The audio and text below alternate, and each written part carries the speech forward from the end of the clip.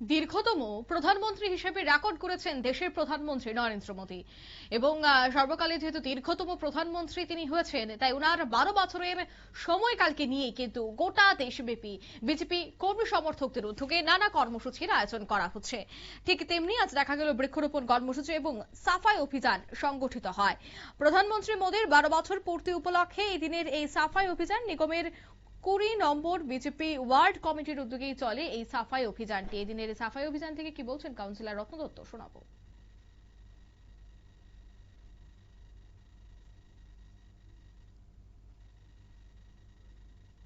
আজকে আমাদের দেশের প্রধানমন্ত্রী 12 বছর পূর্তি উপলক্ষে আমরা স্বচ্ছ অভিযান, আগামীকাল আমরা বৈশাখ প্রতিযোগিতা করব। আজকে স্বচ্ছ অভিযান থেকে আমরা সেই কর্মসূচি আরম্ভ করেছি। সেই কর্মসূচিকে কেন্দ্র হিসেবে আমরা এই 12 বছর পূর্তি উপলক্ষে নানা কর্মসূচির মধ্যে দিয়ে আমাদের 20 নম্বর ওয়ার্ডের পক্ষ থেকে সবাই এগিয়ে এসেছি।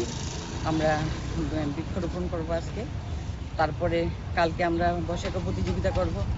20 তারিখ আমাদের যোগা হবে, 21 তারিখ আমাদের সাংস্কৃতিক অনুষ্ঠান হবে। সেই 12 বছর পূর্তি উপলক্ষে যথেষ্ট প্রধানমন্ত্রী আমরা নানা কর্মসূচির মধ্যে দিয়ে 20 নম্বর ওয়ার্ডের পক্ষ থেকে সবাই এগিয়ে এসেছি। কারণ আমাদের যথেষ্ট প্রধানমন্ত্রী স্বচ্ছতাই সেবা, আমাদের এটাই আমাদের মূল উদ্দেশ্য শিখিয়েছে।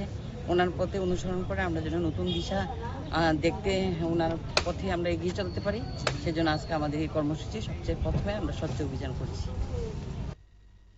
আপনারা শুনলেন, অর্থাৎ এদিনের এই কর্মসূচির মূল উদ্দেশ্যই হচ্ছে যে প্রধানমন্ত্রীর 12 বছর সময়কাল, অন্যদিকে প্রধানমন্ত্রী যেহেতু এক পের মা কি নাম এবং স্বচ্ছ ভারত অভিযান করার আহ্বান রেখেছেন, তাই ওনার সময়কাল উদযাপন উপলক্ষে এই কর্মসূচিগুলি করা হচ্ছে।